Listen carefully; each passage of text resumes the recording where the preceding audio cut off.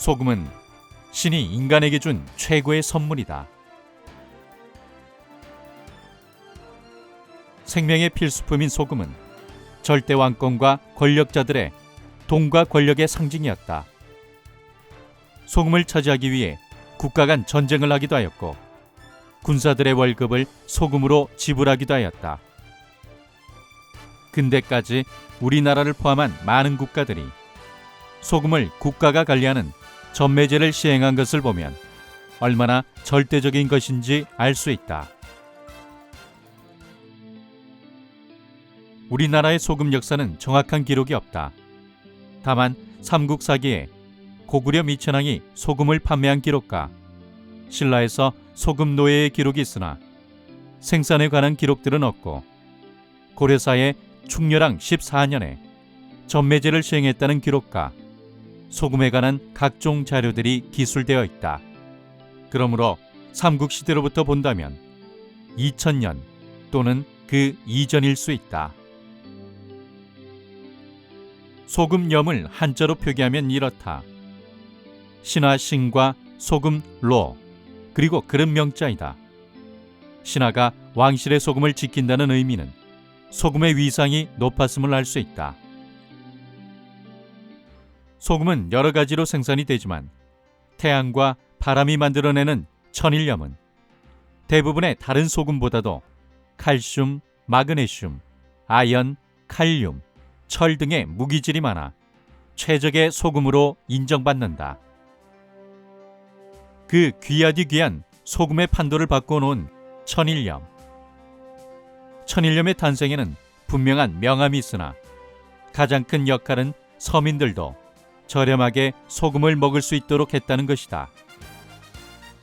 근대에 와서 소금이 천일염과 정제염 등 다양한 생산 방식으로 과대 생산이 되자 과잉 공급에 따른 가격 폭락이 됐고 돈과 권력의 상징은 완전히 사라져갔다. 1950년대 초 생산량이 적으면서도 많은 땔감과 힘든 노동력을 필요로 하던 전통 소금인 자염은 경쟁에 밀려 사라져간다. 요즘 소금이라면 건강의 적이란 평가를 받는다. 인간이라면 반드시 섭취해야 하는 소금이지만 소금 섭취량이 증가하면서 한편으론 현대인들의 건강을 해치는 인류의 적으로 몰아가기도 한다. 이런 이유에서 같은 소금이라도 몸의 이로운 소금에 관심이 높아지고 전통 방식의 소금에도 많은 관심이 쏠리게 된 것이다.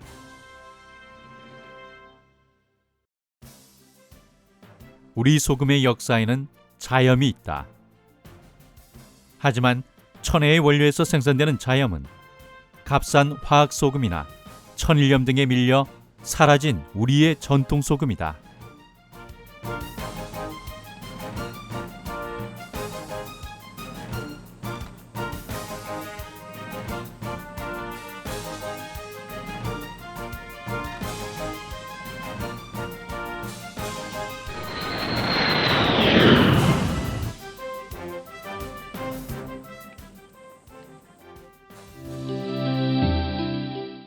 (2001년) 태안문화원에선 5년여의 고증과 2년여의 연구와 조사 끝에 전국 최초로 50여 년 만에 자염의 재현에 성공을 하였다. 사라졌던 우리의 전통 소금인 자염이 그 빛을 발하는 순간이 온 것이다. 2013년 8월 3일과 4일에 태안의 남금 갯벌에서 자염 축제가 열렸다. 자염 재현 축제는 태안문화원의 주관으로 2001년도부터 시작된 축제이다. 딱딱해지기 쉬운 역사적 고증을 가족들이 함께할 수 있는 축제로 승화시켰지만 전통적인 자염 재현의 특성상 재현 여건이 까다롭고 축제를 진행하기 위한 장소가 갯벌을 벗어날 수 없기 때문에 여러 가지 제약과 여건의 부족으로 간소하고 소박한 축제로 진행된다.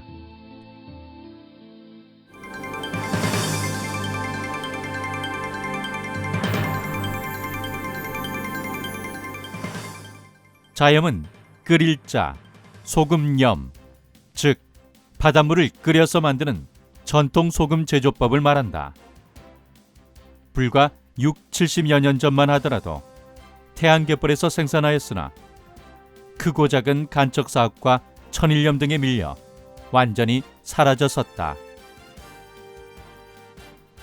자염은 연법 만들기, 통자락 만들기, 갯벌 말리기, 통자락 메우기, 통자락 헐기, 염도 측정, 함수 나르기, 불 지피기, 소금 수확 등 여러 단계를 거쳐 생산되는 까다로운 소금이다.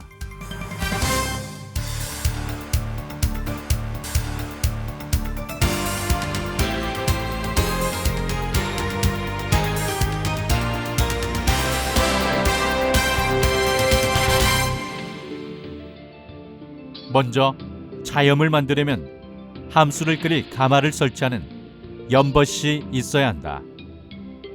갯벌 부근에 연벗의 위치를 정하고 아궁이를 만들어 가마솥을 걸고 주위엔 바람막이로 이형을 둘러쌌는다.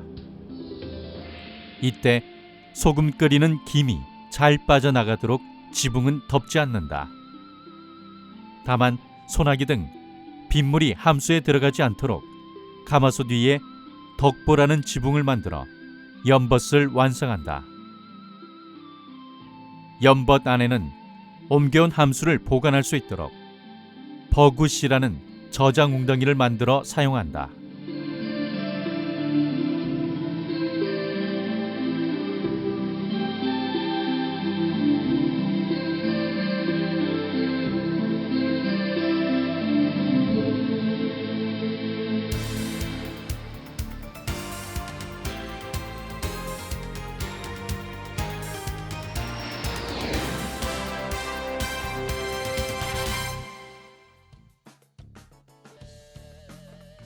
이제 함수를 모을 통자락을 만드는데 갯벌에 웅덩이를 만들어 간통을 묻는 과정이다. 둘레가 8에서 9m의 갯벌에 깊이 1.5m 정도의 깔때기 모양의 웅덩이를 파낸다.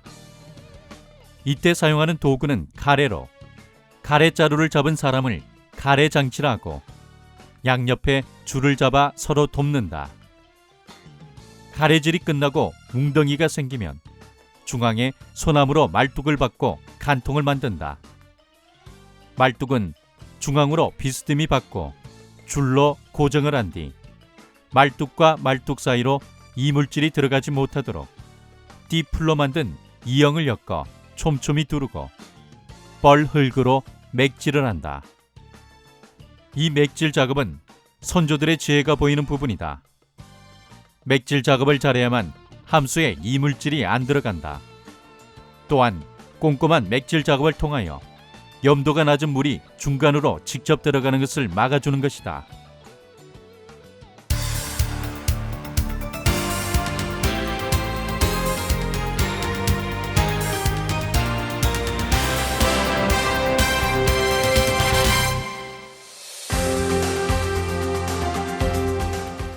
통자락 안에 간통이 설치되면 통자락 주위의 갯벌 흙을 본격적으로 말리는 작업인 썰애질이 시작된다. 먼저 소에 썰애를 달아 통자락 주위에 갯벌 흙이 잘 마르도록 헤치고 뒤집어 준 다음 어느 정도 마르면 다시 덩이판을 이용해서 흙덩이를 잘게 부수는 작업을 반복한다.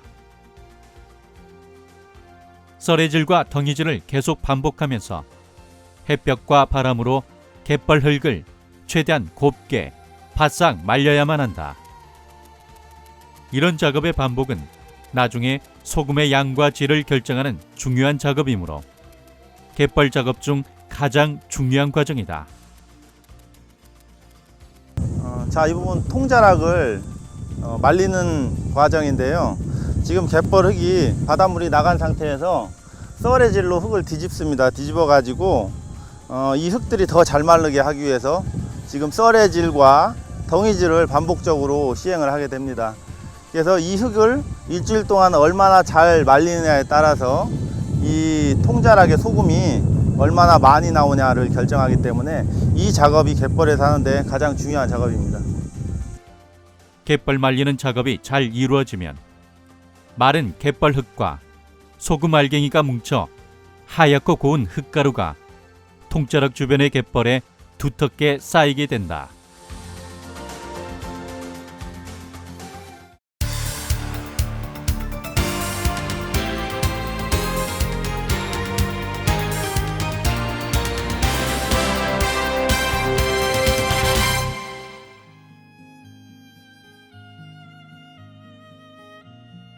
썰의 질과 덩이질로 말려지고 염도가 높아진 갯벌 흙을 나래 질로 통자락 웅덩이에 다시 넣어 간통을 덮으면 통자락이 완성이 된다.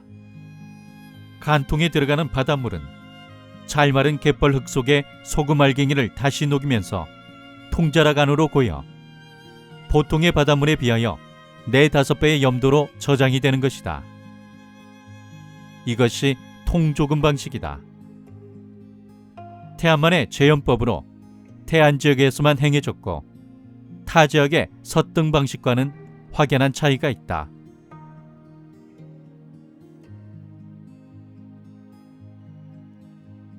지금 이 갯벌에 웅덩이가 한 3개 정도, 4개 정도 있는데요. 이것은 자염을 만드는데 가장 핵심적인 역할을 하는 그런 웅덩이입니다. 이러한 것을 두고 대개 태안에서는 통조금을 한다 그래요. 그리고 이 웅덩이 하나를 두고는 통자락이라고 그러는데요. 지금 이 웅덩이, 깔때기 형식으로 만든 웅덩이 주변에 이렇게 흙을 파놨는데요. 이것을 콩가루처럼 말려서 이 웅덩이 안에 집어넣습니다. 지금 웅덩이 중앙에 이렇게 말뚝을 박은 게 있는데 저걸 간통이라고 합니다. 저기에 이형을 두른 다음에 아주 진흙으로 맥질을 하거든요. 그래서 조금 7일 동안에 마른 흙을 여기에 몰아넣고 저 뚜껑을 가마니 같은 걸로 덮은 다음에 사리가 되면 바닷물이 이렇게 들어옵니다. 그러면 바닷물이 이 마른 흙 사이로 스며들어서 저 간통 안에 우물물이, 샘물이 고이듯 짠 물이 고입니다. 그걸 퍼다 끓이는 것이 자연입니다. 학계에서 태안의 통조금 형식에 대해서 아주 독특하다, 아주 특이한 그 제염 방식이다, 그렇게 보고 있습니다. 통조금 방법은 자연의 순환 원리를 과학적으로 이용하여 함수의 염도를 높이는 선조들의 지혜를 다시금 엿볼 수 있다.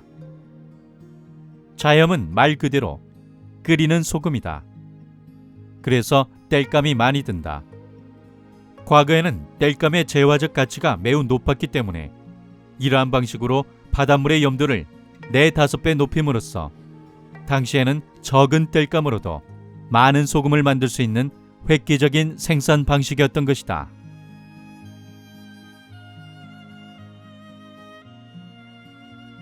사리 때 바닷물이 낭근 갯벌을 덮으면 기다림으로 소금을 맞이한다. 보통의 갯벌은 하루 2번 바닷물이 잠기어 물이 적게 들어오는 조금 때도 3-4일 정도만 바닷물이 닿지 않지만 낭근 갯벌은 다른 갯벌과 달리 조금 기간이 짧게는 5에서 6일, 길게는 7에서 8일까지도 바닷물이 닿지 않아 갯벌을 말릴 수 있는 충분한 기간을 가지고 있는 갯벌이다. 사리에 바닷물이 들어와 통자락을 덮으면 간통에 함수가 가득 고인다. 비라도 내려 바닷물의 농도가 묽어지면 통 깨진다 하여 그간의 노력이 숲으로 돌아가는 경우가 있다. 그런 이유에서 이곳 사람들은 자염 작업 전엔 꼭 소금 고사를 지냈다 한다.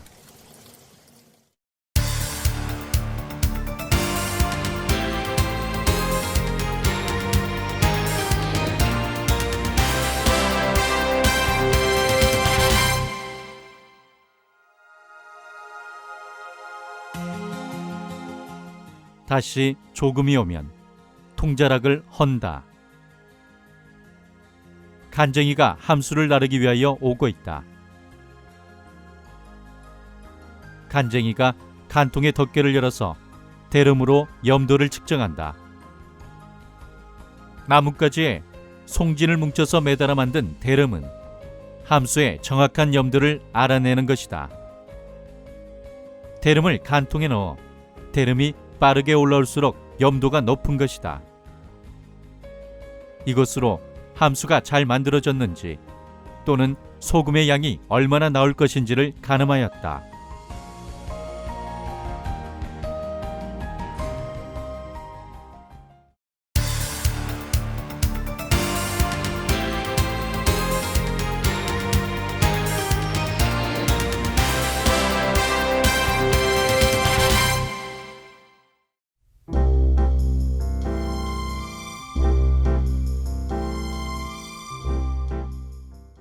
간쟁이는 갯벌 작업과 함수를 나르는 사람을 말한다. 자염 생산 과정 중 가장 고된 작업을 하는 사람이 간쟁이다. 간쟁이 똥은 개도 안 먹는다는 말이 있을 정도로 힘든 일이란다. 함수를 푸는 털은 물구멍이 좁다.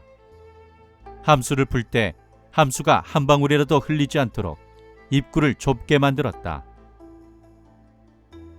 함수를 나르는 황도, 일반적인 나무 물통과는 다르게 위가 좁다. 이것은 함수를 나를 때 통이 흔들리더라도 물이 많이 새지 않도록 만들었다. 선조들의 지혜도 엿볼 수 있지만 함수 한 방울이라도 쏟아지지 않도록 만들어 사용한 것을 보면 얼마나 귀한 소금이겠는가.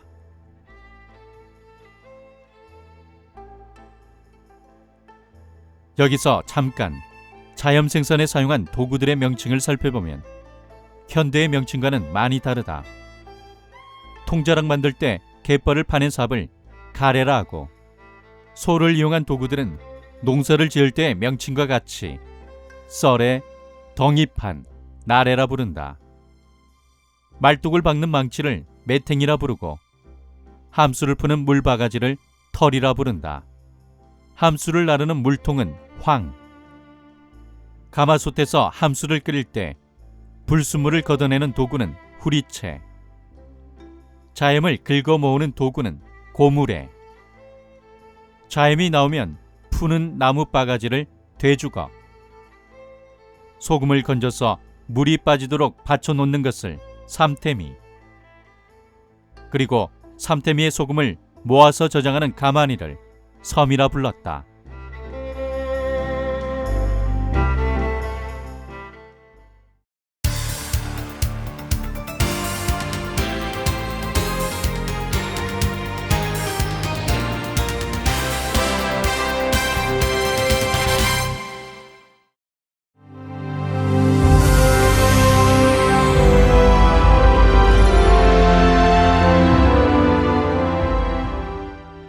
연벗에 옮겨진 함수는 버굿에 넣어 저장하면 여만이가 정한 순서대로 끓이는 작업을 시작한다. 여만이가 가마솥에 불을 지피고 함수를 끓인다. 여만이는 땔감을 마련하고 가마솥에 불을 관리하는 사람을 말한다. 여만이가 불을 지켜보면서 후리채나 대칼로 거품을 걷어냄으로써 불순물을 제거한다. 함수가 너무 빨리 끓어 증발하면 손 밑에 소금이 타거나 눌어붙는다. 그래서 덧물을 부어주면서 불을 잘 조절해야 한다.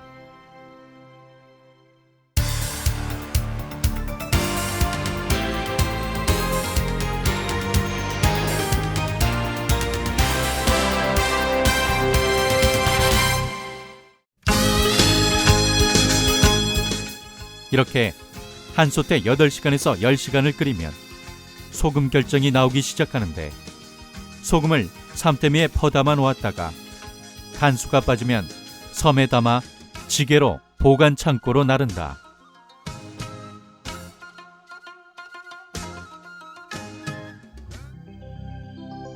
한 솥에 소금이 생산이 되면 소금량이 40말 정도인데 벗주가 25%인 10말, 여마이는 보통 2명이어서 67.5%인 27말, 간쟁이가 7.5%, 즉 3말 정도로 나누어 가지게 된다.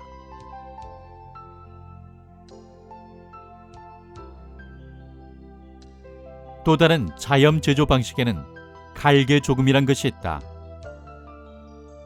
일소를 구할 수 없는 가난한 서민들이 자염을 얻는 방식으로 경사진 흙판을 만들고 갈대를 깔고 그곳에 갯벌에 흙을 퍼다 나르고 바닷물을 부어 천천히 투과함으로써 조금씩 항아리에 간수를 모아 끓여서 소금을 넣는 방식이다. 예, 지금 보시는 것은 갈개조금입니다. 아까 설명한 건 통조금이고요. 이것도 함토를 말려서 함수, 소금물을 만드는 방법입니다. 이 물을 갖다 끓이면 자염이 되는 거죠. 지금 이렇게 육지에, 갯벌이 아닌 육지에 이렇게 논 같은 형태로 만들고요. 이렇게 바닥에 갈대를 깔았거든요. 그리고 이 바닥은 이렇게 사선형으로 돼서 물이 이렇게 내려오게 되어 있습니다. 이것은 뭐냐면은 갯벌에서 마른 흙을 지게로 져다 이쪽에 이렇게 깔습니다. 깔고 다시 물을 져다 여기다 붓습니다. 그리고 고무래로 계속 젖으면 이 마른 갯벌을 통과한 바닷물이 여기 이렇게 흘러 들어가겠죠. 지금 이것은 말하자면은 뻘물을 걸르는 필터 작용을 하는 그런 것입니다. 그래서 이 항아리에 고이면 이 항아리 물을 모아서 가마솥에 끓이면 소금이 됩니다. 이렇듯 선조들이 소금을 얻어내는 데는 과학적 기술이 필요했겠으나 삶의 경험을 통해 얻어진 지혜가 전해 내려온 방식이 주를 이루었다.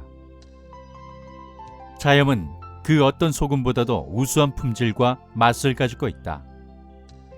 화학적인 정제염은 물론이며 천일염과 비교하여도 칼슘, 마그네슘, 아연 등 각종 유기물과 미네랄이 풍부한 천연식품이다.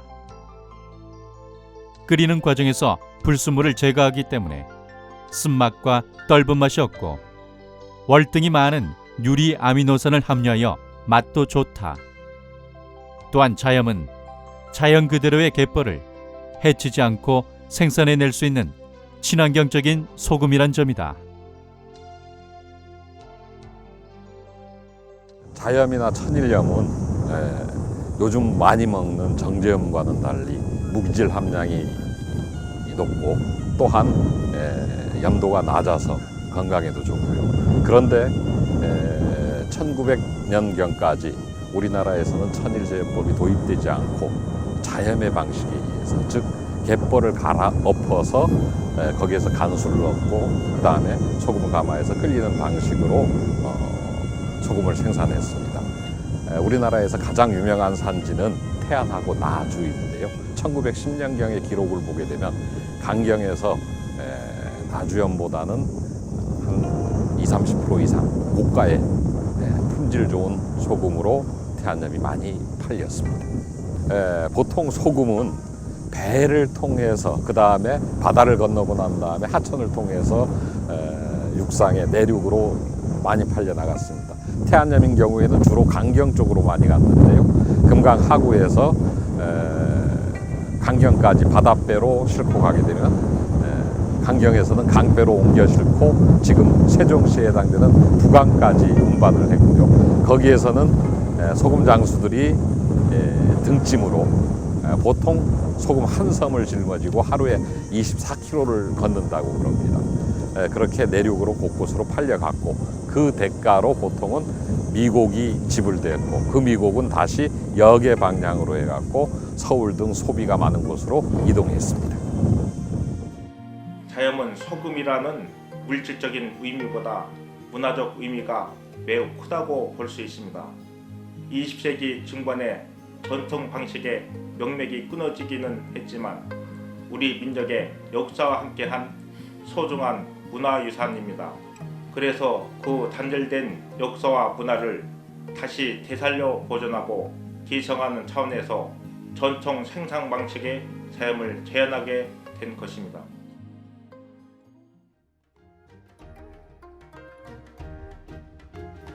자염은 태안에서만 있는 것이 아니다. 불과 70-80년 전까지만 해도 우리 모두는 자염을 먹었다.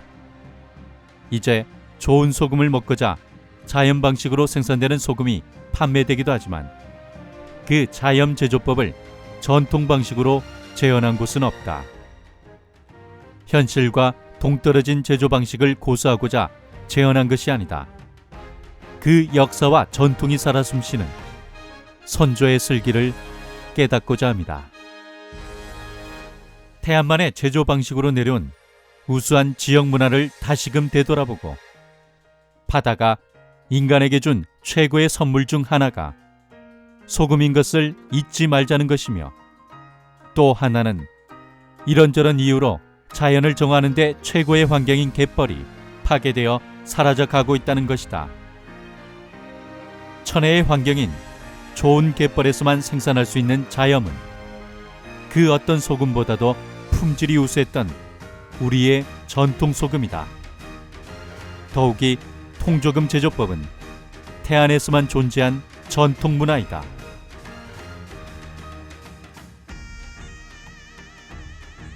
이제 우리는 우리 선조들이 소금 한 움큼을 얻고자 땀 흘린 노력을 잊지 말아야 하며, 자염을 생산할 수 있는 유일한 갯벌인 태안 남근 갯벌에서 펼쳐지는 자염 축제가 전통 소금의 산 교육장으로, 역사와 문화가 숨쉬는 현장으로 거듭 태어나 태안 바닷가 사람들에게 내려온 삶의 지혜와 전통 문화가 계승되어 하얀 자염의 빛과 함께 영원하길 기대해 본다.